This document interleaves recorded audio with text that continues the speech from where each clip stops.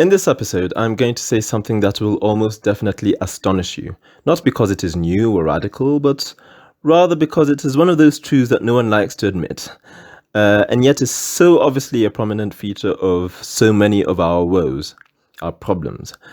Now, most people know and understand the limit of democracy, that it is disruptive and values popularity over competence, that it nurtures a salesman and woman in a leader rather than good executive decision making.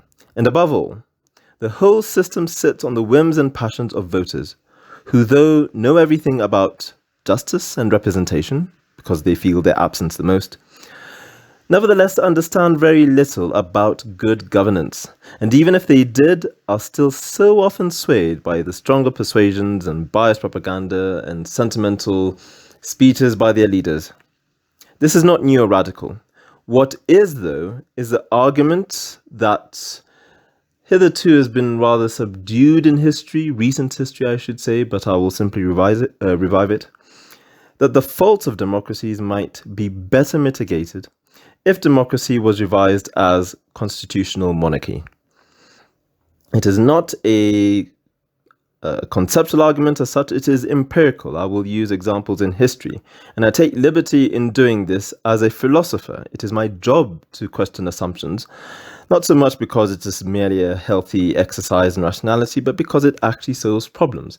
I'm going to use historical argument, I'm going to relate it to countries and states that exist today that vary in their success in statehood or democracy. From England, I'll use the example of Kenya, I will talk about Germany, but mostly between Britain and Kenya. Anyway, here we go. So the first, at least the beginning of my argument, is for us to recognize that new republics almost always produced despots, more tyrannical than the monarchies that they deposed, and we know them only too well in states like Russia, Germany, France, and Italy, giving to history people more known for their despotism and even tyranny than the kings and queens that they deposed. So the revolutionaries I'm talking about are obvious: Lenin, Hitler, Mussolini, Napoleon, Mao.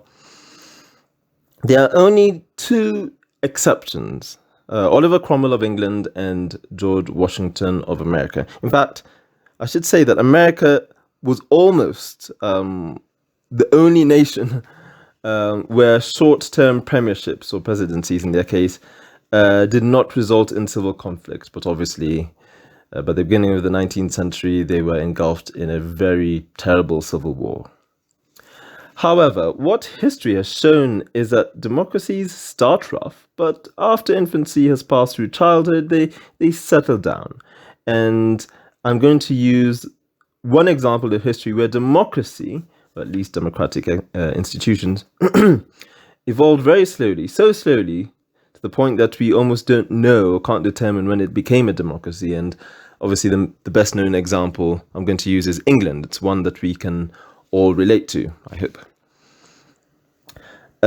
So, the Parliament of Westminster is, in my opinion, a false model of democratic governance, not because of its mechanisms, which should be modeled, I think, but because of its history. It simply cannot be replicated. It has evolved for the better part of 1,000 years, forged by wars and revolutions that were of all kinds: scientific, political, religious, and is now the centerpiece, not so much of a social system, but of a social mood or attitude, which is egalitarianism. And obviously you have the rule of law. Westminster works because the British people themselves are uniquely skeptical of power, almost despising it, and feel that they can stand up to anyone who feels that they're entitled to it. Winston Churchill, remember, after winning arguably the greatest conflict in all of history against the greatest evil, against supreme odds, was voted out of office in a very fair election only months after this victory. In Westminster, there is no love of power, and its members know this. They know who the real boss is: the people. It is my opinion that this skepticism of power and effective accountability to the people prevails because in Britain there has been established a distinction between what I'll call power and rule. So Power is what I basically call governance, the ability, the machinery to run the state. And this has achieved both effective government and removes most of the incentives of powerful people to do anything but govern effectively. We have often put power and rule together, traditionally in kings and queens, and now in presidents. So what is this thing called rule and what is this thing called power? So I will basically use power as a word synonymous with governance. So governance and power, these involve making and administering public policy. This, however, is not necessary for rule. Thus, the governing necessarily involves the exercise of power, which is why they're synonymous, whereas rule does not. The only thing necessary for rule is the ability to appoint those who govern, or at least determine the decrees by which they are appointed. They have an even greater role, which I'll go on to later, which is one of representing the identities of the people. So, enough of the technical stuff. Great Britain has not had a tyrant or even an autocrat for the last 400 years. We mostly think the reason for this is the revolution of Cromwell and the abolition of the monarchy by Parliament that guaranteed, that guaranteed the loss of supreme or ultimate authority in one person. Actually, I say that it is because of the restoration of the monarchy by Parliament and the separation of rule from power. After the revolution, Parliament soon learnt what all other revolutionaries would learn in the following centuries, that in killing the king they had not really solved the problem. That power, this is the problem, that power is naturally centralized.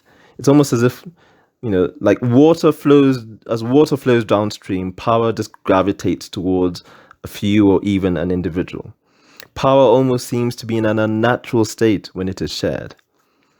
Before long, Cromwell had as much power as the king that he executed and was doing the things that Parliament hated the king for doing. Passing legislation on his own, dissolving Parliament, even, irony of ironies, summoning Parliament to fund his own wars, the very deed that turned Parliament against Charles I. The factions in Parliament were not given power by vote, but by the size of the armies loyal to them. And in the end, Parliament simply offered the crown to Cromwell. He became too powerful. And when he declined this, because he was a serious revolutionary, he did not believe in the monarchy, his role as Lord Protector was treated as hereditary, and upon his death was simply offered to his son. By this time, England was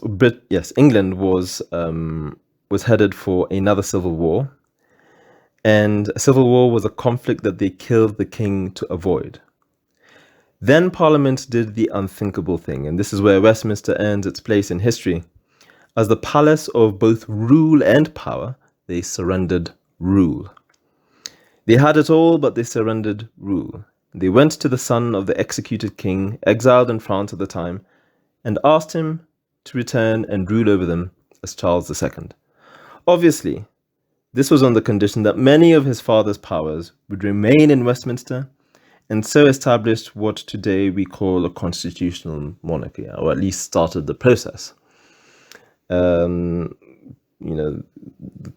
monarch today has far less powers than Charles II, the restored king, did. Anyway, this restoration solved two fundamental problems. First, the problem of succession was eliminated. Rule was to be hereditary, but basically Parliament avoided fighting wars over who was going to inherit this rule, who's going to be the new king. They avoided a civil war by simply going to the son of the executed king, of which there would be no disputes of their lineage anyway. And second, it took away the distraction of ruling from governance. Whoever succeeded Cromwell as, so to speak, the King of Westminster, after the restoration, ceased to matter as much as it did if they hadn't restored the king. And until today, prime ministers take and leave office in a very transitory way, and the business of governing continues relatively smoothly. Now, the king of parliament, so to speak, is determined by their party, which itself is determined by the people. Westminster is now democratic, still called a palace, but it is now democratic. The governing of Britain is democratic. However, unlike most republics, governing is not upset by the high stakes of rule. The prime minister is free from all factors of who controls the army, who possesses land, who is allied to which identity, tribe, or whatever. They simply do the job of governing. Compare this to US elections. There is just too much at stake in them. And it's got, not much to do with governing. Well, it's got to do with a lot of other stuff. And there's too much at stake. Now, not just because of its size in the world, but just because of the office of the president. He or she will never be free to just govern. You can see this in any president's trip abroad. So today, if Biden, was to visit any other country on a state visit, Biden is America. What he does now has almost universal and irreversible effects on his country. I keep telling people, no matter how much you like him or dislike him, I think Trump would be an even better example, he is still America. You have to deal with the president and establish the best relationship you can with them. There is no one else, there is no other office that can represent America the way that the office of the president does. To put it differently, Biden or Trump before him could never just go abroad on a goodwill visit. The office is too heavy. They have done too many controversial things. They represent different factions of, at the moment, a divided society. Contrast that with a visit from a British Prime Minister.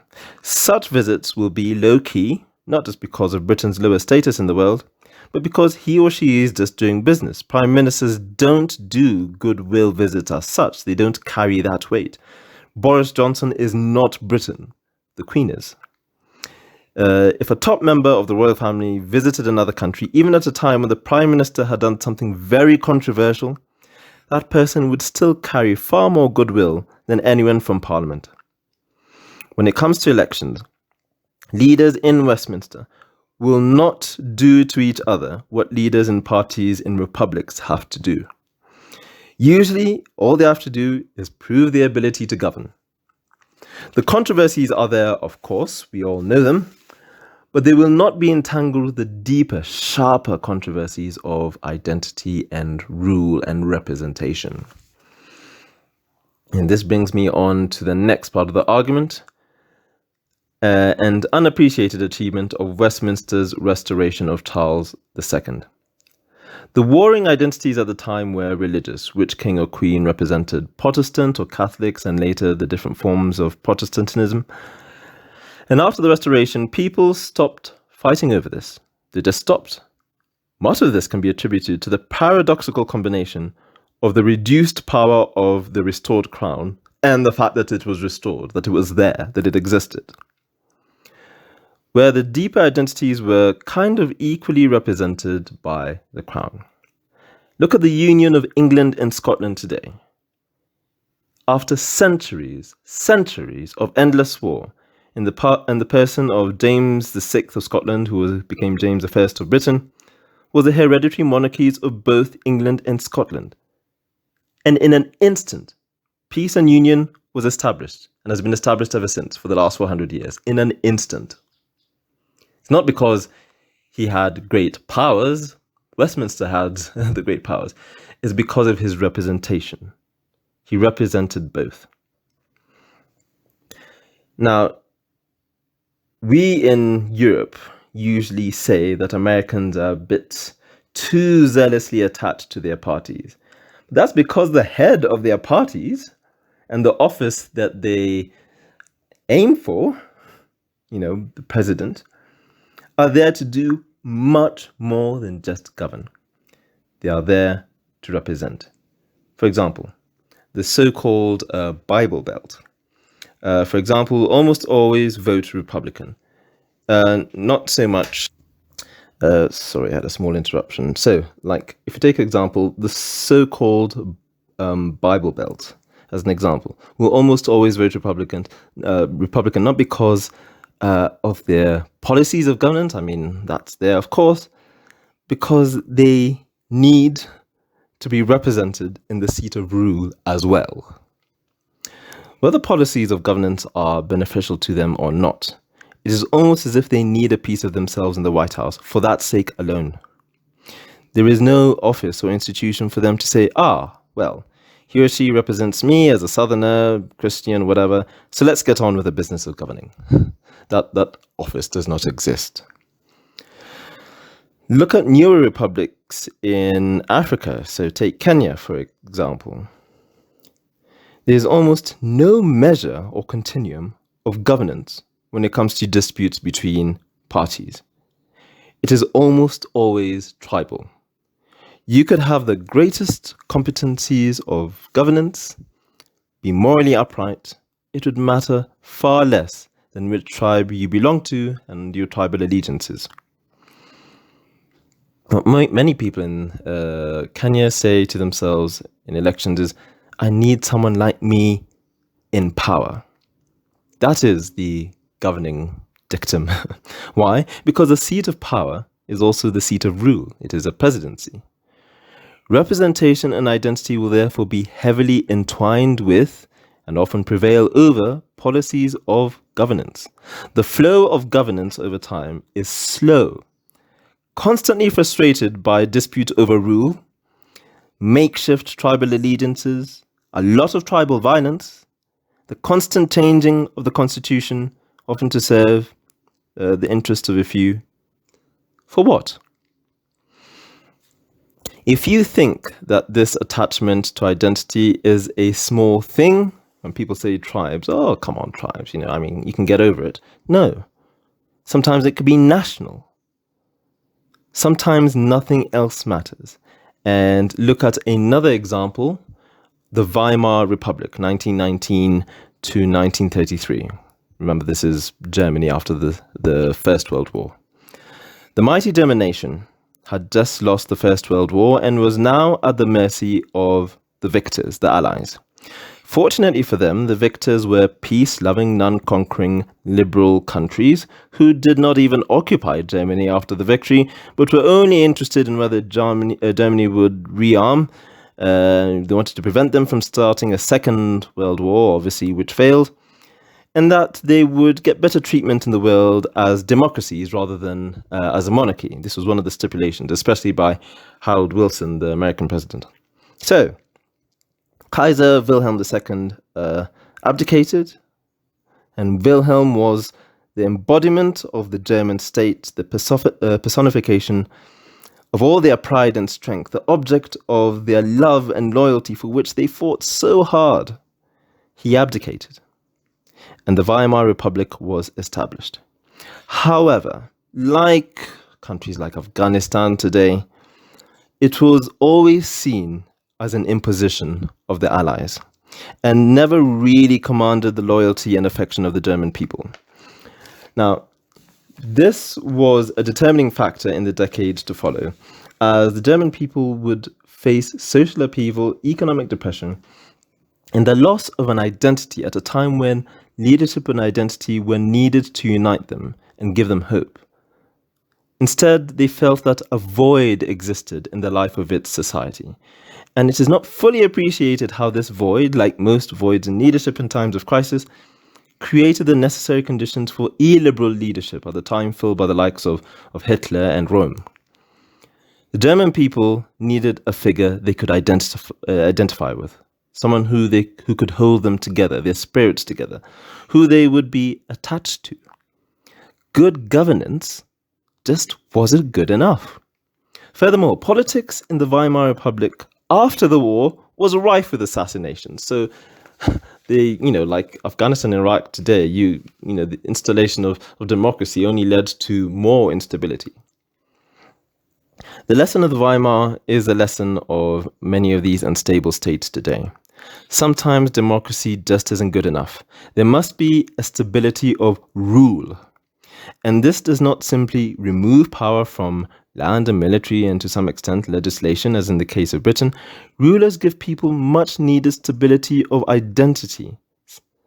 I'm not saying that Kaiser Wilhelm should not have abdicated, but this does not mean that the crown should have gone along with him.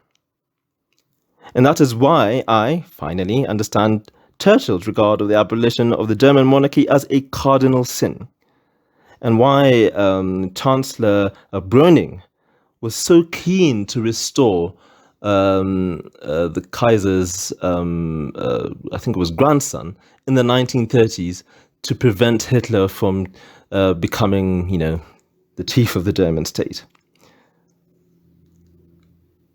The removal of the crown in Germany unhinged the major component of German society that would take someone else as epic as Hitler to fasten it back again. This should have been done by the crown. It would have guaranteed peace.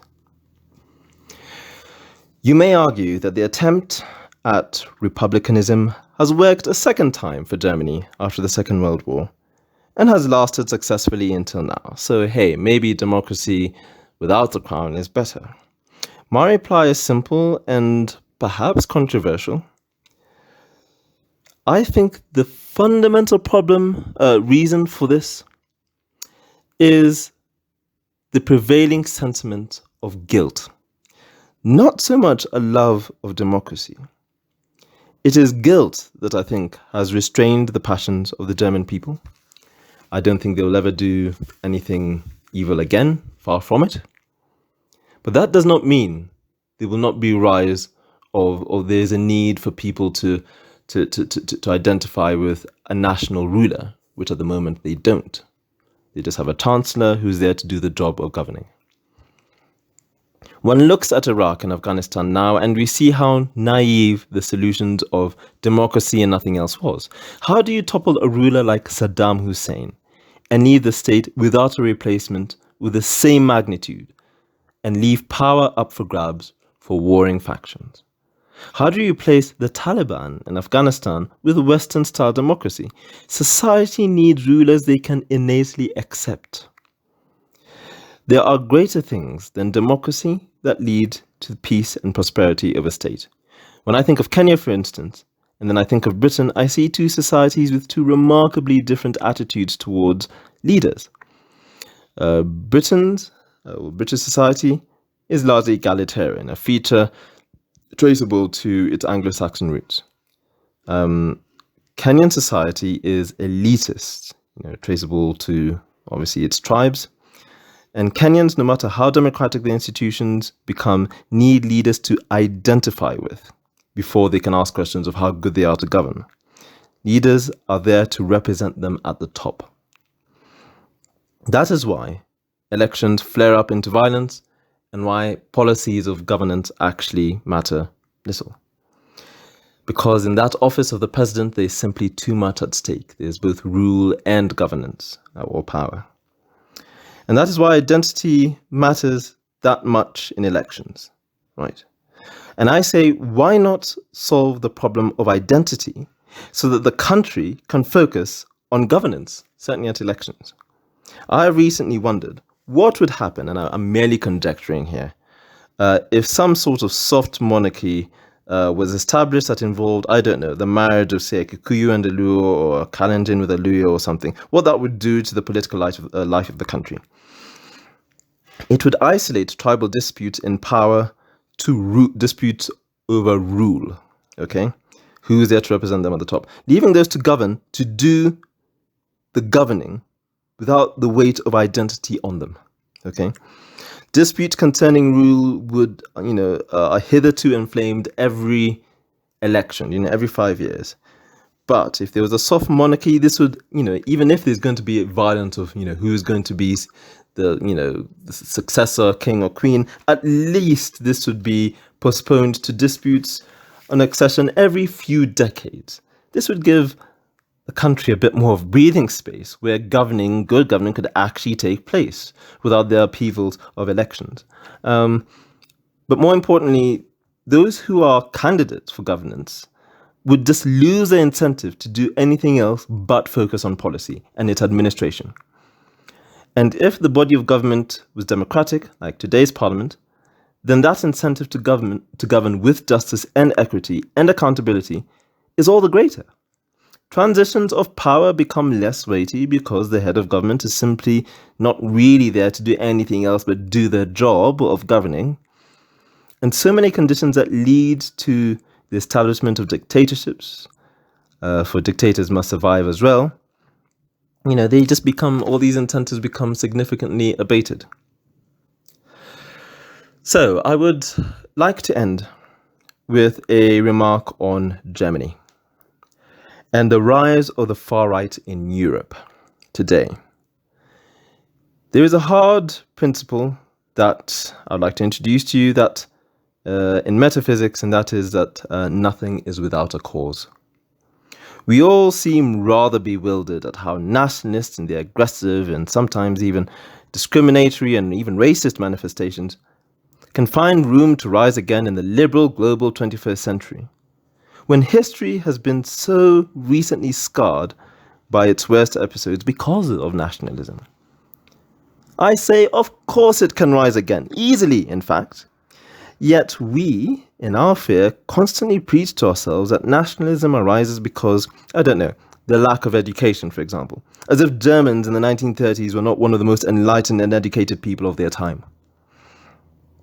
The rise of the far right has causes far more intricate than what mere education can change. I can introduce you to another principle that in doing nothing you cause effects, or more importantly, the absence of something has effects.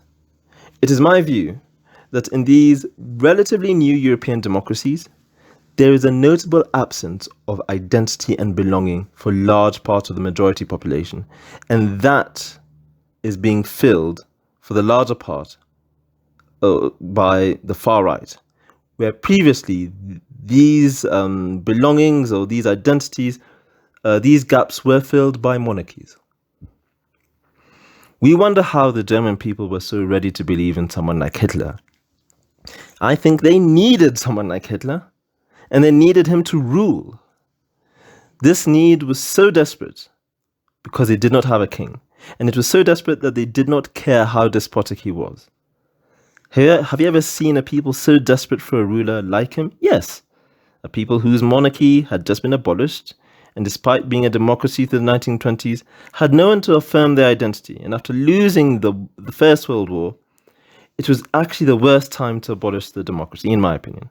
It is why I fear for countries like Iraq, Libya, Egypt, and other new democracies. Yes, they were ruled by very evil men, but don't think that democracy is some kind of guarantee of stability on its own.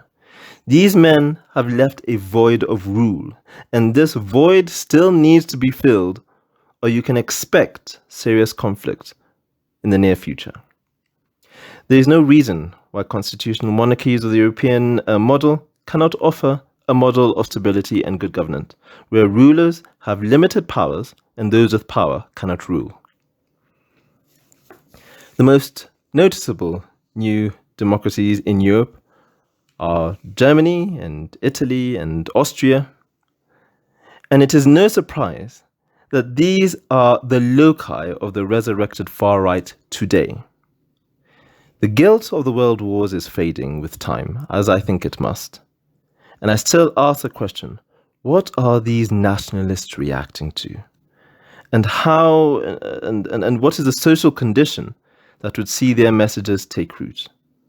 My German friends constantly remind me how democratic Germany is and how there are all sorts of institutional mechanisms to prevent dictators, including, from what I hear, the legalizing of assassinating a dictator should one arise, as if this was a thing missing in the 1920s when Hitler rose.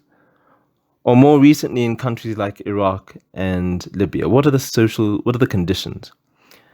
Such laws or ways of preventing people from becoming dictators are easily overcome by someone who really wants power. And I mean easily. They simply would create all the incentives of fear, it's usually fear, to make sure that no one else does it.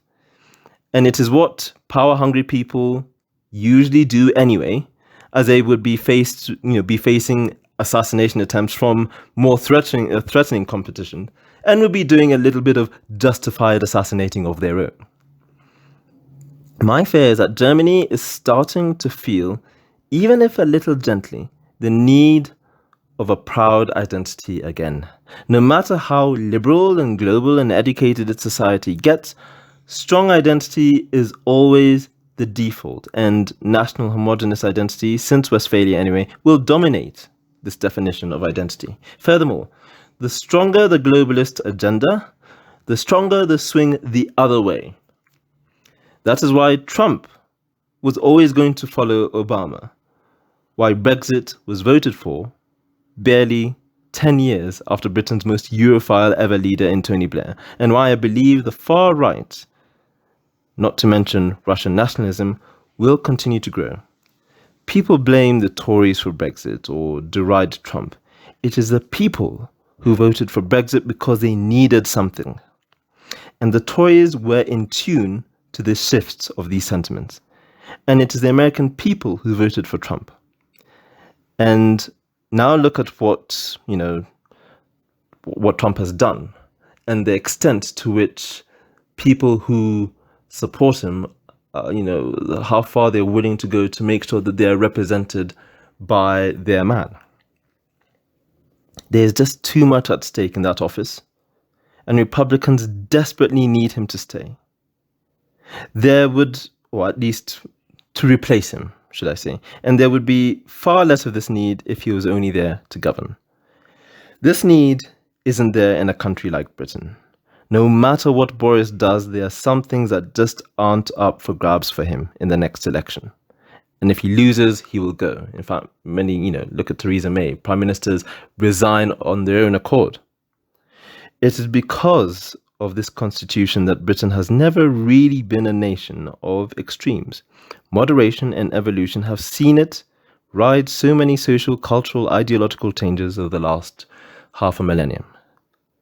It can thank its constitution for this. And we can learn at a time when national sentiment is starting to darken the scene a little, just how they can be easily met, and how we can avoid even deepening causes of conflict and evil.